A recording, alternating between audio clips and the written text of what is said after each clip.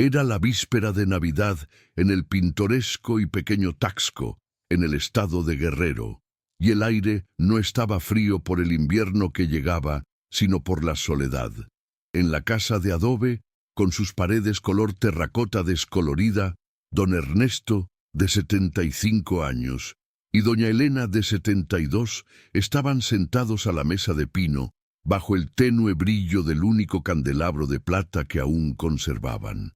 El silencio, pesado como la neblina que descendía de las montañas, solo era interrumpido por el crepitar de la leña en el fogón que doña Elena encendió, con la terca esperanza de que el calor atrajera a sus hijos. Ambos vestían sus ropas de misa dominical, aun sabiendo que la cena que preparaban, con un esfuerzo que sus espaldas ya no soportaban, sería solo para los dos. El pavo horneado y los tamales humeantes en la bandeja parecían más un monumento a la ingratitud que una señal de fiesta. El rostro de don Ernesto, surcado por arrugas profundas como los caminos que transitó en la vida, se iluminaba con cada mirada que dirigía a su esposa, una mirada que mezclaba la ternura de 7 décadas de matrimonio con el profundo dolor del abandono. Tomó la mano de ella, áspera por el trabajo de toda una vida, y apretó el anillo de matrimonio que, para doña Elena, no era solo un símbolo de unión, sino de un sacrificio compartido por 2 personas que se dedicaron enteramente a criar a sus chamacos. Habían cambiado el oro y la plata de Taxco, el oficio de don Ernesto como artesano, por cuadernos y uniformes, y ahora, en el crepúsculo de la vida, el fruto de tanto amor los veía como una carga, una melancolía de provincia que no encajaba con el éxito en la Ciudad de México o en Monterrey. El sonido estridente de la tableta de doña Elena, regalo de la nieta que nunca la visitaba, rompió el hechizo melancólico de aquella noche. Era una videollamada, y el corazón de Elena dio un salto.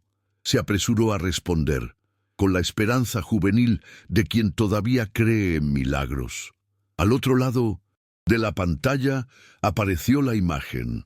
Ricardo, de 45 años, el primogénito exitoso y con una sonrisa de cinismo que apenas disimulaba la impaciencia, y a su lado, Sofía, de 38, la hija menor, siempre deprisa y distraída. Estaban en un restaurante lujoso y ruidoso en la capital, y el contraste entre el brillo artificial de la metrópoli y la honesta sencillez de la casa en Taxco era brutal, un puñetazo en el estómago de los padres. Don Ernesto, tragándose el dolor que le subía a la garganta, intentó una última invitación, la voz embargada por la emoción. «Mijos, vinimos a prepararles pozole y tamales. El atole está delicioso. ¿Por qué no vienen a pasar la noche con su madre y conmigo? Sería nuestra mejor prenda de Navidad». La respuesta de Ricardo fue fría y rápida, como un corte de navaja, sin atisbo de remordimiento. «Padrecito, estamos muy ocupados aquí. La vida es otra cosa, ¿entiende? El tiempo es oro, y no podemos salir corriendo a verlos a Taxco por unos tamales y una casa vieja». «Ay, Dios mío», murmuró doña Elena, con las manos unidas sobre el pecho, sintiendo el peso de aquella indiferencia. Ese momento no era solo una negativa, era una declaración de abandono. No solo estaban diciendo no a la invitación, sino que estaban descartando la vida, las tradiciones y, sobre todo, el sacrificio de sus padres. El silencio en la casa se volvió insoportable, y el aroma de la comida, que debería ser de fiesta, ahora olía a funeral. Fue entonces cuando, en un arrebato de rabia y desprecio, Ricardo soltó la frase que desgarraría el último hilo de esperanza en el corazón de los padres, sellando el destino de su ingratitud con una maldición que, sin saberlo, recaería sobre él mismo. «Vivan su vida simple. No se preocupen. Van a morir solos. No tenemos tiempo para esa melancolía de provincia», vociferó Ricardo, sin importarle la lágrima silenciosa que corría por el rostro de su madre. Sofía se rió, una risa seca y cruel que hizo eco en la sala, vacía. La conexión se cortó. La luz de la tableta se apagó dejando el rostro de los padres en la oscuridad. Don Ernesto, que siempre se enorgulleció de ser un hombre estoico, sintió un temblor recorrer su cuerpo, y doña Elena apretó el anillo de matrimonio, su ancla en la tormenta, hasta que sus nudillos se pusieron blancos. El sabor del abandono era más amargo que cualquier cosa que pudieran haber probado. Si estás viendo ahora, suscríbete al canal, deja tu like y cuéntanos en los comentarios de dónde nos acompañas. Vamos a crear juntos esta comunidad de corazones que creen en la justicia y en la familia. El candelabro de plata antigua parecía llorar lágrimas de cera. La frase de Ricardo flotaba en el aire. Van a morir solos. Pero lo que los hijos, ciegos por la ambición y el brillo de sus vidas superficiales, no sabían, era que el vacío de aquella humilde casa escondía un secreto guardado con el peso de toda una vida, que transformaría el abandono en justicia. El secreto no estaba en las paredes de la casa de Taxco, sino en una libreta vieja de tapa de cuero descolorida, con el título Recuerdos de la mina, que reposaba intacta bajo la imagen de la Virgen de Guadalupe en la cómoda del dormitorio, esperando el momento exacto para que la ley del retorno se cumpliera. La verdadera condena no era la soledad de los padres, sino la inevitable y merecida desilusión de los hijos ingratos. Don Ernesto, un hombre de 75 años, pasó la mayor parte de su vida entre los talleres de plata de Taxco, respirando el polvo fino del metal precioso, transformándolo en arte. Sin embargo, nunca buscó el lucro excesivo. Para él, el mayor tesoro era la sonrisa de doña Elena, de 72 años, y la promesa de un futuro mejor para sus dos hijos. Recordaba con claridad los años en que, para pagar los estudios de Ricardo y Sofía, vendió a precio de ganga algunas piezas raras que guardaba, herencia de su propio padre. Su vida era un testimonio del valor sagrado de la familia, un principio innegociable que sus hijos parecían haber borrado de sus mentes como un borrador. El orgullo de don Ernesto era la sencillez. Le gustaba cultivar las pocas flores en el pequeño patio y rezar el rosario todas las mañanas en la parroquia de Santa Prisca y San Sebastián, sintiéndose más cerca de Dios en su humildad que sus hijos en sus palacios de cristal. Doña Elena, por su parte, era el corazón y el alma de la casa. Su vida era una constante novena, una secuencia de pequeños sacrificios hechos con amor. Se despertaba antes de que saliera el sol para preparar el café de olla, moler el maíz en el metate y hacer las tortillas frescas, cuyo aroma perfumaba la calle. Era la típica madrecita que ponía la necesidad de sus hijos por encima de todo, incluso de su propia salud. Recordaba, emocionada, cuando Ricardo, aún niño, le pidió un juguete caro que ella no podía comprar, y vendió su único rebozo bordado a mano, regalo de su abuela, para cumplir su deseo. Nunca se arrepintió, pues para ella el recuerdo de la alegría de su hijo valía más que la tela más fina. Esa era la esencia de doña Elena. Sacrificio sin esperar retorno, una fe inquebrantable en la bondad inherente de sus chamacos. Ricardo, de 45 años, el hijo mayor, era lo opuesto a sus padres. Después de graduarse de ingeniería e irse a la Ciudad de México, abrazó el materialismo de la metrópoli, cambiando la honestidad del trabajo manual del padre por la frialdad de los números. Vivía en Polanco, un barrio de lujo, y su ambición era insaciable. El rancho sencillo en Taxco era, para él, un recordatorio embarazoso de una vida que luchó por dejar atrás. Rara vez llamaba, y cuando lo hacía, era para preguntar por la casa o los documentos de la tierra, demostrando un interés puramente patrimonial. Veía a sus padres no como personas, sino como obstáculos para una herencia que él juzgaba demasiado pequeña para sus estándares. Su tono de voz con su padre era siempre de condescendencia, como si estuviera hablando con un niño. Sofía, de 38 años, la hija menor, que vivía en Monterrey, era más sutilmente destructiva.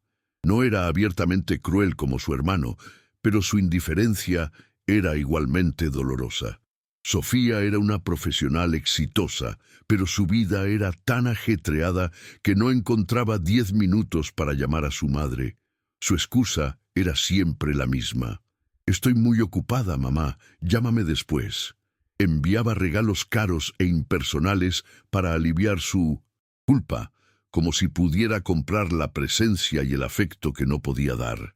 Tenía un marido que la apoyaba en su distancia, y juntos cultivaban un estilo de vida donde no había espacio para la sencillez y la fe sincera de sus padres. Su abandono se hacía de omisión, un veneno lento y doloroso. Aquella mañana de Navidad, después de la fría llamada, el silencio de la casa era casi palpable. Don Ernesto se levantó lentamente y se dirigió al pequeño altar que mantenía en la sala, un lugar sencillo, con una imagen de la Virgen de Guadalupe y varias veladoras coloridas. Se arrodilló y doña Elena hizo lo mismo, lado a lado. Allí, en aquel momento de dolor lacerante, no rezaban por dinero o venganza, sino por la salvación del alma de sus hijos, que parecían perdidos en la oscuridad de la ambición. El olor a incienso, costumbre de Elena en momentos de aflicción, era lo único que disipaba el mal presagio. Los hijos no lo sabían, pero el mayor sacrificio de don Ernesto no fue la plata vendida. Era la libreta de anotaciones que ahora tocaba disimuladamente en el bolsillo de su saco de lana gastado. La libreta, recuerdos de la mina, que doña Elena usaba para anotar recetas de mole y chiles en nogada, era el verdadero tesoro, un secreto que guardó durante décadas por una promesa hecha a un viejo amigo. Era el recibo de una pequeña participación en una mina de plata que había adquirido con el dinero de una venta de tierras en el ejido de Taxco, una participación que, por capricho del destino y la valorización del mineral en la época, se había convertido en una fortuna.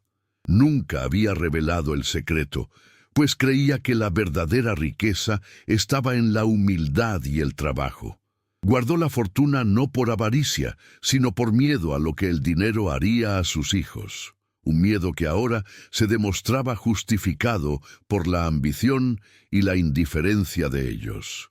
Sus hijos, que despreciaban la casa humilde y el estilo de vida de provincia, pensaban que sus padres no tenían nada más que deudas y la casa. Veían el esfuerzo de sus padres por mantener la dignidad, como don Ernesto haciendo pequeños arreglos de plata para los vecinos, como señal de miseria. Se negaban a aceptar que lo único de valor que sus padres les habían dado era el ejemplo. La injusticia de la frase de Ricardo, «van a morir solos», no era solo el abandono, sino el irrespeto al esfuerzo de una vida. Se sentían como los ancianos de la colonia popular de Iztapalapa, en CDMX, que son olvidados por sus hijos, tan pronto como estos migran a la prosperidad. El dolor de doña Elena era el dolor de todas las madres latinas que dieron la vida por sus chamacos y ahora cosechaban la ingratitud. No podía dejar de apretar su anillo de matrimonio, un hábito nervioso que denunciaba el torbellino de emociones en su pecho. Aquella misma noche, la vecina, Marta, una enfermera humilde y bondadosa que vivía allí en la colonia desde hacía años, llamó a la puerta. Trajo un poco de ponche caliente y su sonrisa sincera. Marta no tenía el lujo de Ricardo y Sofía, pero tenía el calor humano que les faltaba a los hijos biológicos.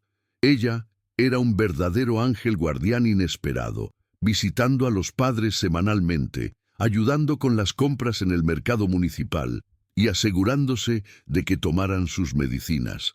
Se sentaba con ellos, no por obligación, sino por genuino afecto a aquellos ancianitos sencillos. Mientras Marta y Elena conversaban sobre los chismes del tianguis y el viacrucis de Semana Santa del año anterior, don Ernesto observaba la escena, una idea de justicia poética comenzando a formarse en su mente. Vio en Marta la lealtad y la gratitud que sus hijos habían enterrado en busca de una vida vacía en la metrópoli. Se dio cuenta de que el secreto que guardaba no podía ser dado a los ingratos, sino que debía ser usado como un instrumento para castigar la crueldad y recompensar la bondad sincera. El dinero debía ser la mano de Dios actuando sobre la injusticia. El destino de la fortuna no sería más la herencia para los hijos de sangre, sino el regalo para la hija de corazón, Marta, y la fundación de una esperanza para los otros ancianos abandonados de Taxco. La libreta, antes un objeto de protección, ahora se convertiría en el arma de una justicia moral incuestionable. Tomó la libreta, la sacó del bolsillo y la acarició, sintiendo el peso de la responsabilidad, la última lección que daría a sus hijos. Sabía que el sufrimiento apenas estaba comenzando para los padres, pero sería la clave para la redención, la catarsis que el público espera y el final feliz que él y Elena merecían después de tanto dolor. La ley del retorno estaba siendo escrita, página por página, en la caligrafía firme de don Ernesto. 3 meses pasaron después de la gélida Navidad, y la indiferencia de los hijos se transformó en presión explícita. El contacto ya no era por una invitación rechazada, sino por reclamos sobre el futuro de la casa de adobe en Taxco. Ricardo, el más implacable, llamó a su padre a la hora del almuerzo, mientras don Ernesto y doña Elena comían frijoles y tortillas en el patio, bajo la sombra del único árbol de mango que daba frutos. La conversación no tenía preámbulos. La voz de Ricardo sonaba áspera, como piedras rodando. Padrecito, ya le dije que esta casa es un problema para nosotros. Si usted y la mamacita quieren un lugar decente, vendan esa viejería de una vez, tomen el dinero y vengan a un apartamento en Puebla. Al menos allí tendremos una dirección fija. Para la herencia, sin las complicaciones del ejido. Don Ernesto sintió que la sangre le hervía. No era la preocupación por la vivienda, sino el puro interés en liquidar el último vestigio de la vida simple y honesta que habían construido. «Mijo, esta casa es nuestra vida, tiene la cruz que su abuelo puso en la entrada. Aquí están los recuerdos de sus bautizos y de su primera comunión», intentó argumentar el padre con la voz embargada. «Los recuerdos no pagan cuentas, papá. Nosotros somos la herencia. Queremos que vendan y nos entreguen el dinero para aplicarlo en algo productivo. Es lo mínimo que puede hacer por nosotros ahora», replicó Ricardo, con un tono de exigencia que era la pura manifestación de la ingratitud, un irrespeto a la honra de su padre, lo que, en el contexto latino, es una ofensa gravísima. La presión aumentó cuando Sofía se unió al coro. Envió un largo mensaje, lleno de emojis de caritas tristes y frases vacías de preocupación, alegando que, por vivir en Monterrey y tener una vida tan ajetreada, sería más fácil administrar el dinero de la venta que la casa. Sugirió, con falsa delicadeza, que los padres se mudaran a un asilo de ancianos de lujo en la CDMX, pagado con el dinero de la casa, para no molestar más. La propuesta, disfrazada de cuidado, era en realidad la consumación del abandono, un cheque firmado para la soledad. El dolor de doña Elena era visible. Tomó la estampa de la Virgen de Guadalupe en su cartera y la apretó. Don Ernesto vio, en los ojos húmedos de su madrecita, la humillación. Ya no podía soportar el cinismo de sus hijos. Fue en ese momento de dolor extremo que supo que el secreto de la fortuna no podía ser más solo un plan de contingencia, sino que debía ser la espada de la justicia moral. Recordó la cruel frase de Ricardo sobre morir solos y sintió la necesidad de mostrarles que la soledad no era el destino de los padres, sino el castigo de los hijos ingratos. Necesitaba un acto, un evento que obligara a los hijos a salir de sus vidas lujosas y volver a la melancolía de provincia que tanto despreciaban. El destino actuó de una forma que parecía justicia divina manifiesta. Una semana después, al regresar del tianguis con bolsas llenas de verduras, don Ernesto sintió un dolor agudo en el pecho. Se tambaleó, las bolsas de chiles y tortillas cayeron en la calle de adoquines de la colonia. Doña Elena, que estaba al frente cuidando las gallinas en el pequeño patio, corrió asustada, gritando por ayuda. El ambiente de vulnerabilidad estaba completo. Un anciano, fragilizado, bajo el sol fuerte de Guerrero, sin tener a quién recurrir sino a su esposa, igualmente frágil. La escena era un retrato del miedo principal de aquel público, la enfermedad y la soledad en la vejez. La vecina Marta, el ángel guardián, llegó en instantes. Corrió, evaluó la situación con la experiencia de su profesión y llamó al hospital. Organizó el transporte, calmó a doña Elena y se aseguró de que su marido fuera llevado deprisa.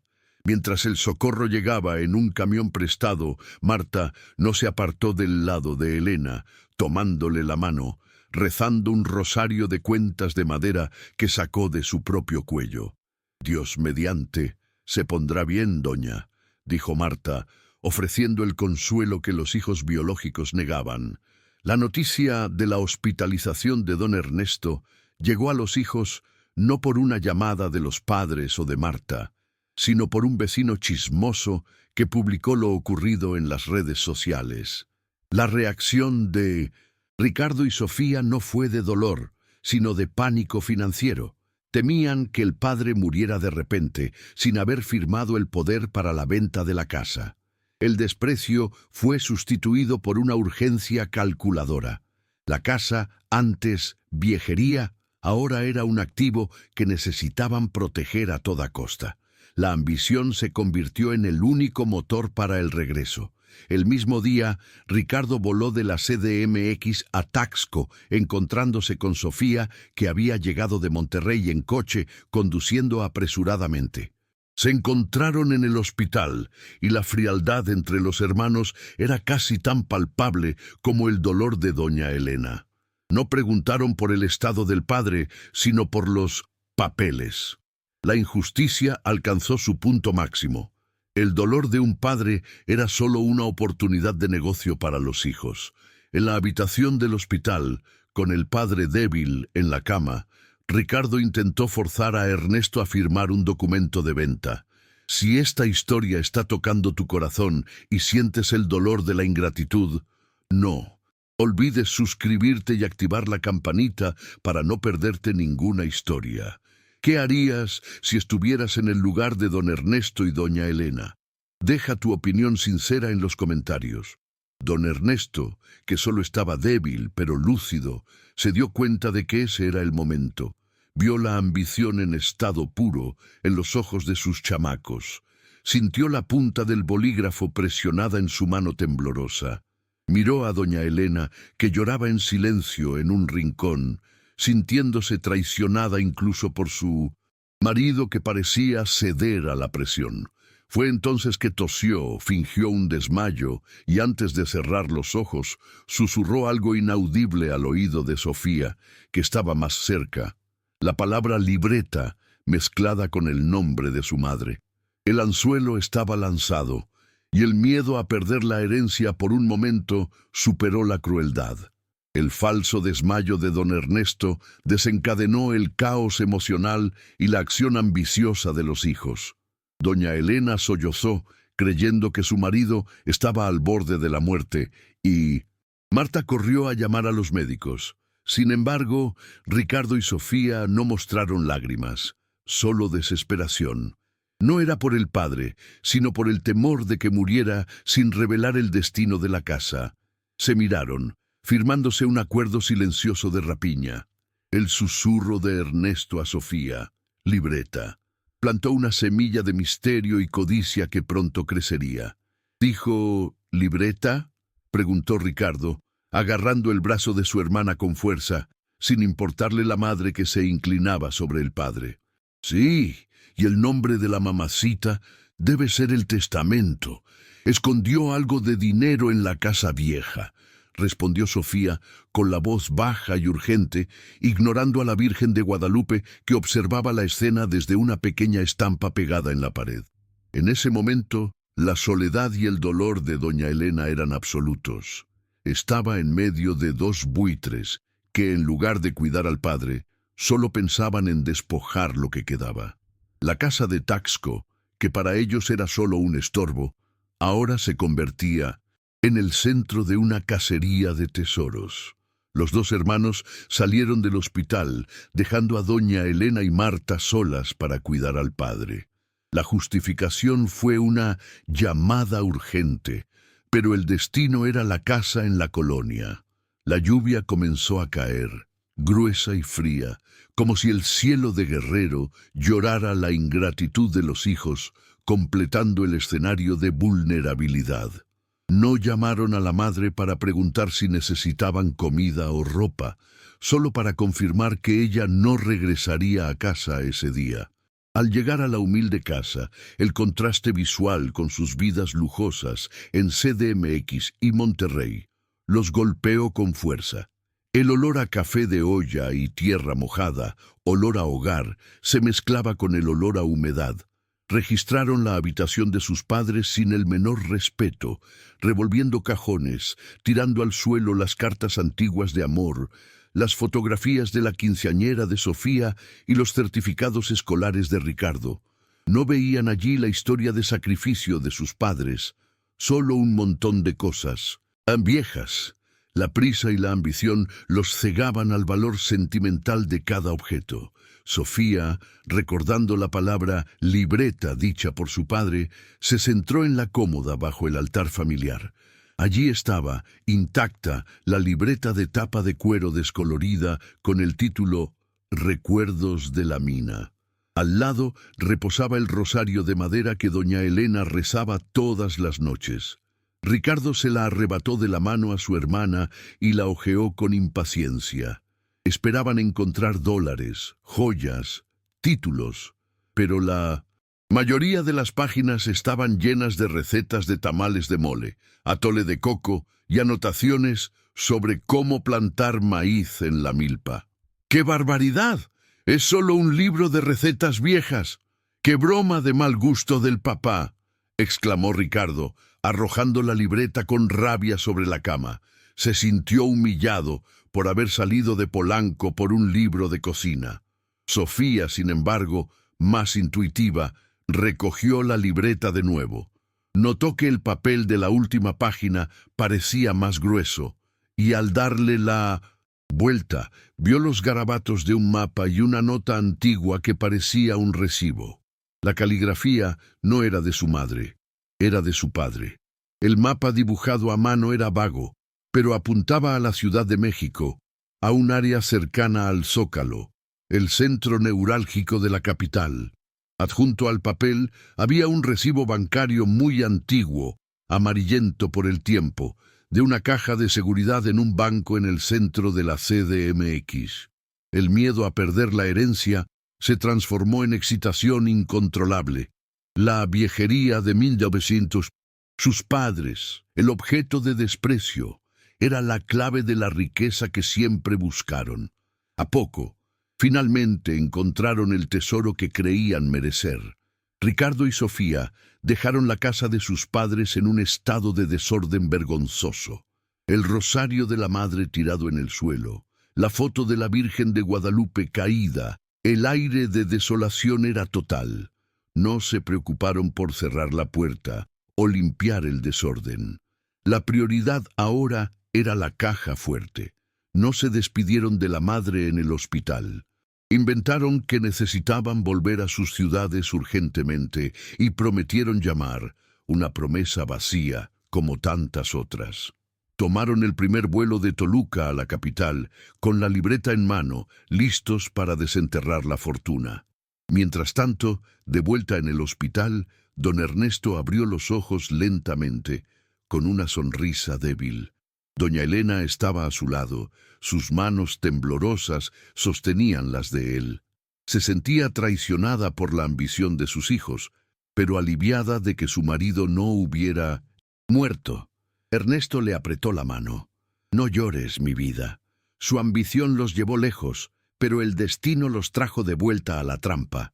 Con el favor de Dios, la justicia será hecha. Yo solo estaba cansado, mamacita, pero ahora tenemos un trabajo que hacer, tú y yo, con la ayuda de Marta.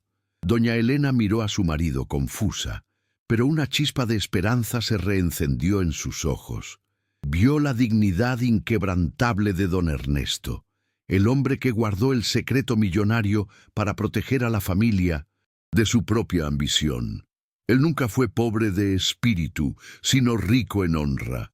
El sufrimiento era real, la humillación también, pero la redención estaba a la puerta. Habían alcanzado el punto más bajo del dolor, y ahora era la hora del giro. La catarsis estaba próxima. En el avión a la Ciudad de México, la libreta Recuerdos de la Mina se convirtió en el objeto de adoración de los hermanos. Ricardo la sostenía con la reverencia que nunca tuvo por sus padres. El mapa garabateado en el reverso de la dieta, receta de chiles en nogada, parecía para ellos un pergamino sagrado. No les importaba que su padre estuviera en el hospital en Taxco. La única preocupación era que la caja fuerte pudiera ser vaciada antes de que llegaran.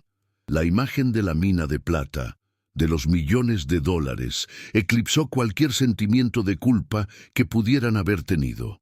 La única pista clara, el catalizador de la fortuna, era el antiguo recibo bancario, fechado hace más de 40 años. El banco era una institución tradicional, ubicada cerca del Zócalo, y el número de la caja de seguridad estaba claramente anotado. Sofía usaba su smartphone de última generación para buscar información sobre el valor actualizado de la plata, y cada búsqueda solo aumentaba la euforia y la ambición. ¡Qué barbaridad! Debe ser muchísimo dinero. El papá siempre fue un tacaño, pero nos escondió esto toda la vida, exclamó ella, olvidándose de la vida de sacrificio de sus padres. Ricardo estaba más calmado, pero su cinismo se transformó en arrogancia. Imaginaba la nueva vida en Polanco, libre de preocupaciones financieras y principalmente libre de la obligación de cuidar a sus padres. El secreto de la mina de plata, heredada por doña Elena de una tía lejana y mantenida en silencio por don Ernesto para protegerlos de la ambición desmedida, estaba a punto de ser revelado.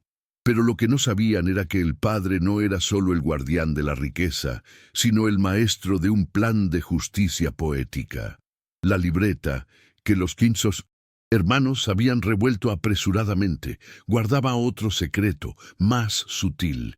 En la primera página, bajo la imagen descolorida de la Virgen de Guadalupe, don Ernesto había escrito una frase que debía ser la brújula moral de sus hijos. Quien siembra ingratitud, cosecha soledad. Los hijos, enfocados solo en el mapa y el recibo, ignoraron completamente el mensaje. El objeto clave no era solo una guía para el tesoro, sino un sermón religioso y moral que se negaban a escuchar. La llegada a la Ciudad de México fue apresurada y tensa. Tomaron un taxi, pesero, apurado hacia el banco, peleando en el camino sobre cómo dividirían el dinero y quién se quedaría con la mayor parte de la mina.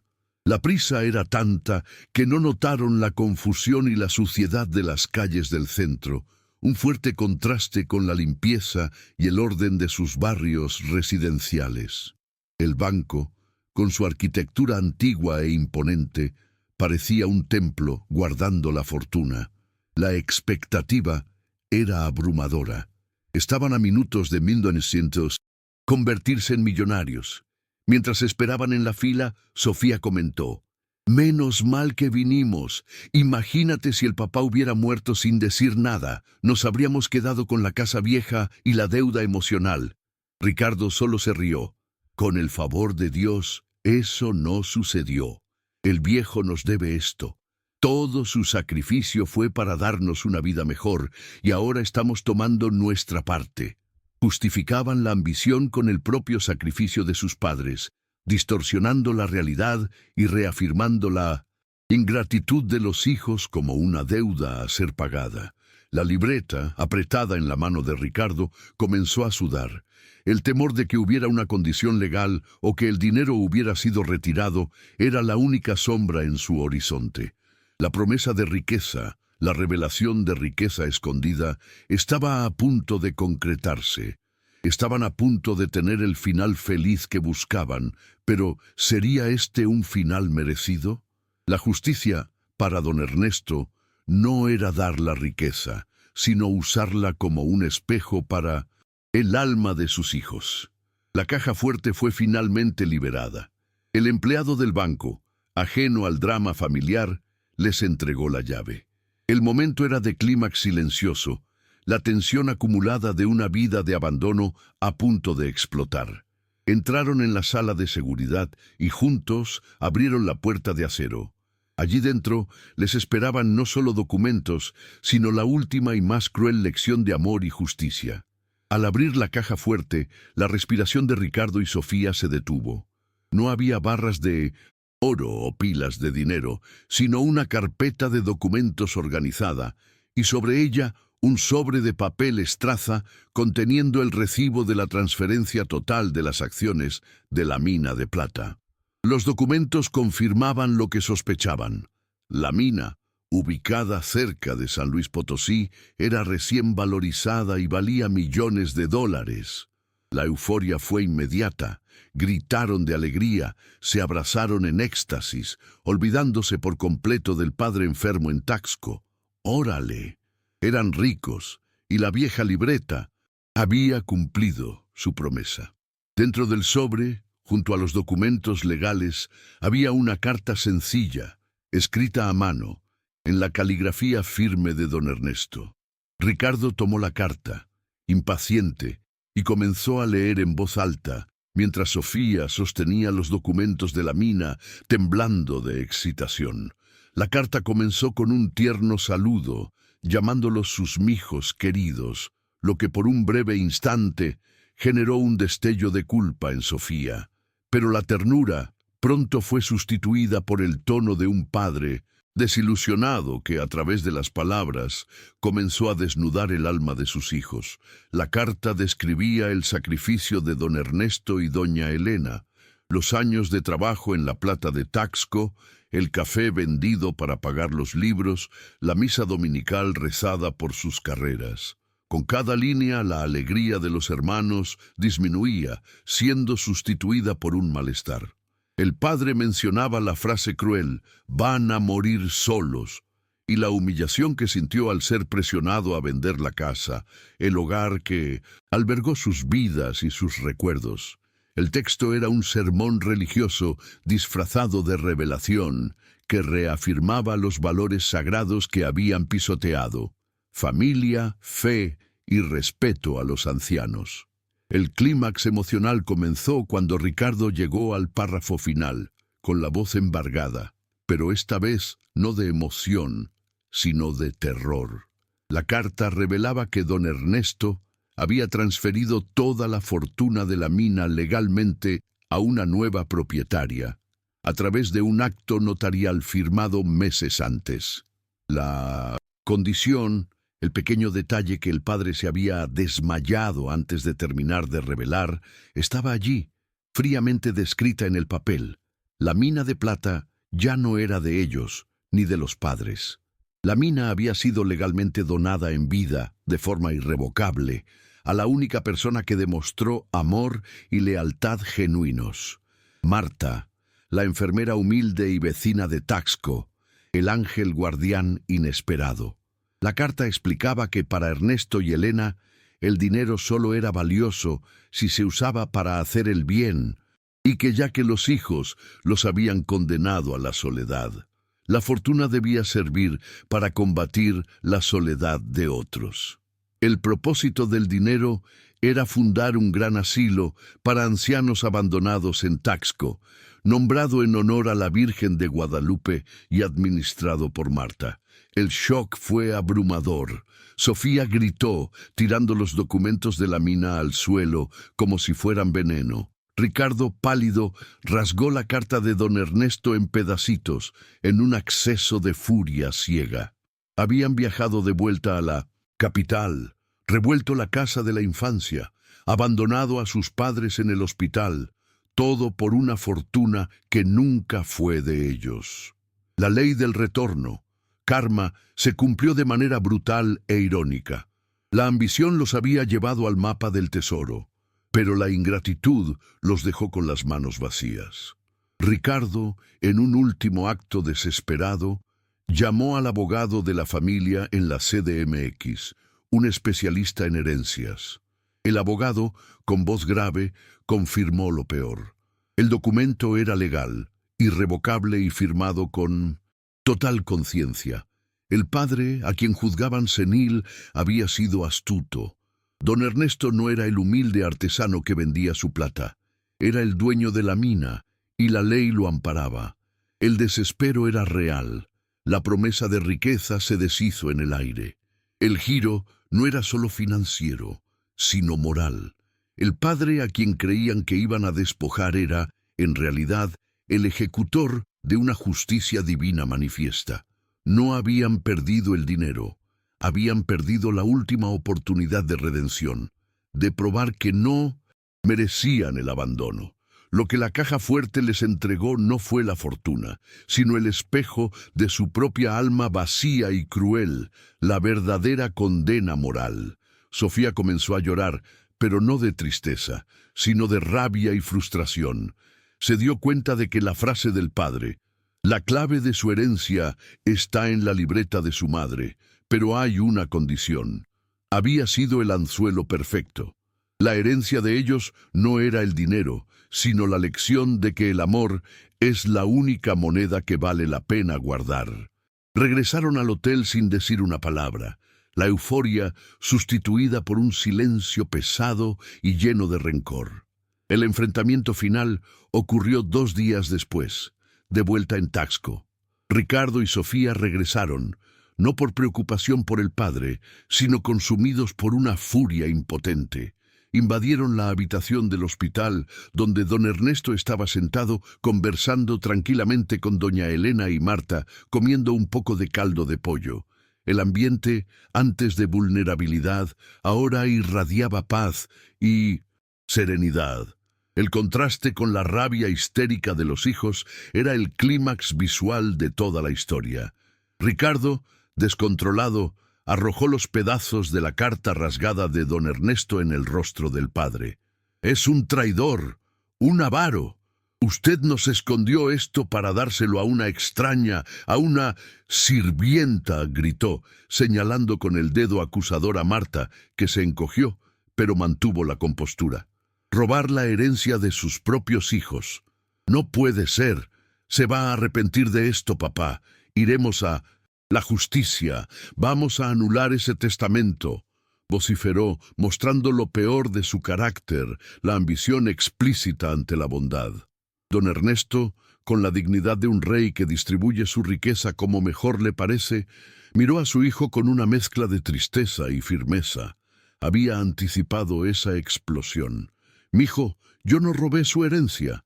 Solo se la di a quien realmente la mereció», respondió Ernesto, con la voz clara y calmada.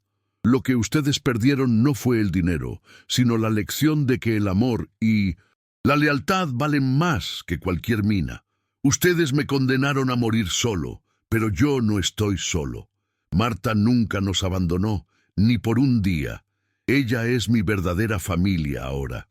Doña Elena, que hasta entonces había permanecido en silencio, se levantó y encaró a sus hijos. el dolor en sus ojos siendo sustituido por la indignación. ¡Ay, Dios mío, qué vergüenza! Ustedes dos se rebajaron por el dinero de una mina que ni sabían que existía. Nos dijeron que éramos una carga, que nuestra vida era melancolía de provincia. Ahora, esa fortuna va a cuidar de otros padres abandonados como nosotros, porque ustedes nos enseñaron que la ingratitud no puede ser premiada, dijo la madrecita, su voz cargada de la fuerza de todas las madres latinas traicionadas. Sofía, sintiendo el peso de la humillación y dándose cuenta de que su padre había sido más inteligente que ella, intentó una última maniobra. «Pero mamá, papá, volvimos. Estamos aquí ahora. Usted está bien. Fue solo un susto. Vamos a olvidar esto y a empezar de nuevo, como una familia». Don Ernesto sonrió tristemente, moviendo la cabeza. «Demasiado tarde, mija. Volvieron por la ambición, no por el amor. La ley del retorno no perdona. El dinero es un instrumento de la justicia, y la justicia fue hecha. La mina es de Marta, y el asilo será la prueba de que Dios castiga el mal».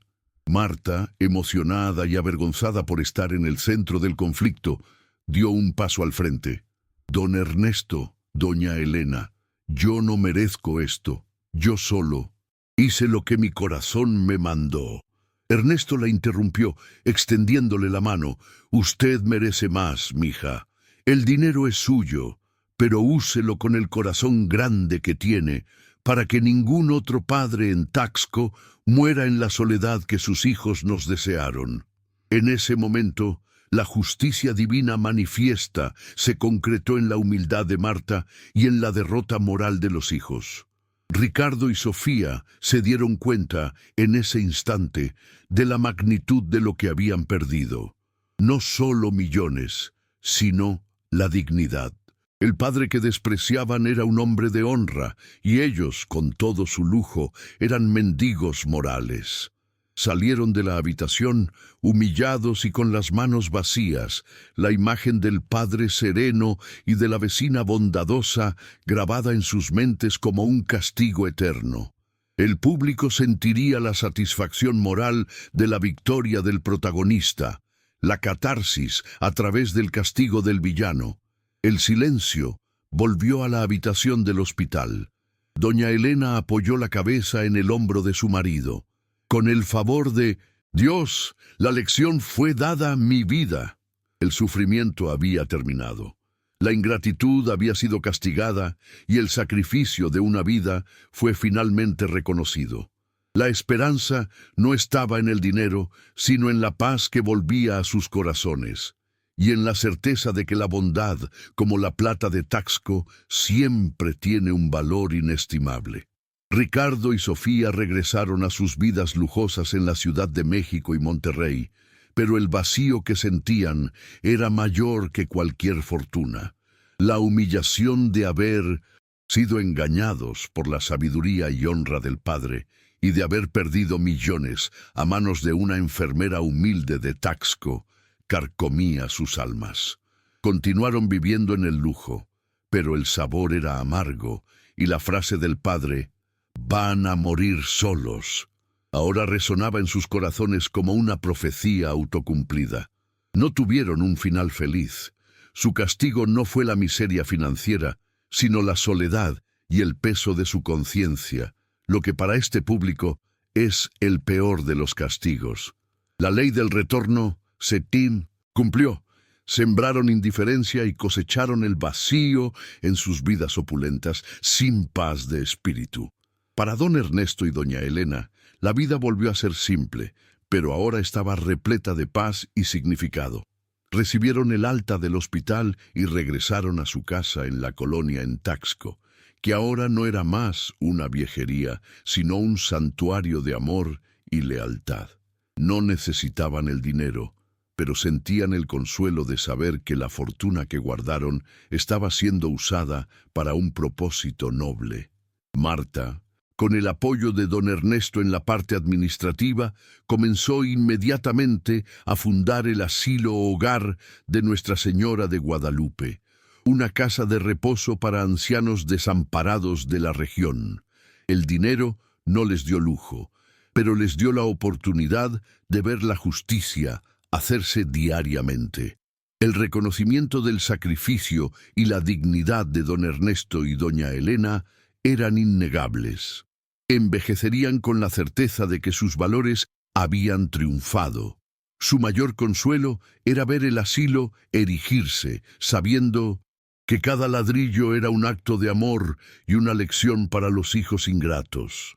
La vida les dio un final feliz redentor, paz, honra y la compañía constante de Marta, la hija de corazón que los visitaba diariamente, trayendo el aroma de tamales frescos y la alegría sincera que faltaba en sus vidas hacía años. Eran recordados y honrados, exactamente lo que el público tanto desea. La historia de don Ernesto y doña Elena se convirtió en una leyenda en el pequeño Taxco, un sermón religioso vivo. Y la moraleja final es cristalina. La verdadera herencia no está en el oro y la plata, sino en el amor y la gratitud que sembramos en nuestros corazones. Quien siembra amor cosecha el cuidado en la vejez, y quien siembra la ingratitud cosecha la soledad, incluso en un palacio. Recuerda siempre, honra a tu padre y a tu madre, porque Dios todo lo ve, y la vida, mis amigos, siempre da vueltas, recompensando la bondad y castigando el mal. Si esta historia te conmovió, compártela con tu familia y deja un corazón si esta historia también te hizo llorar y creer en la justicia divina. Escribe amén en los comentarios si valoras el sacrificio de tus padres y crees que la ley del retorno existe.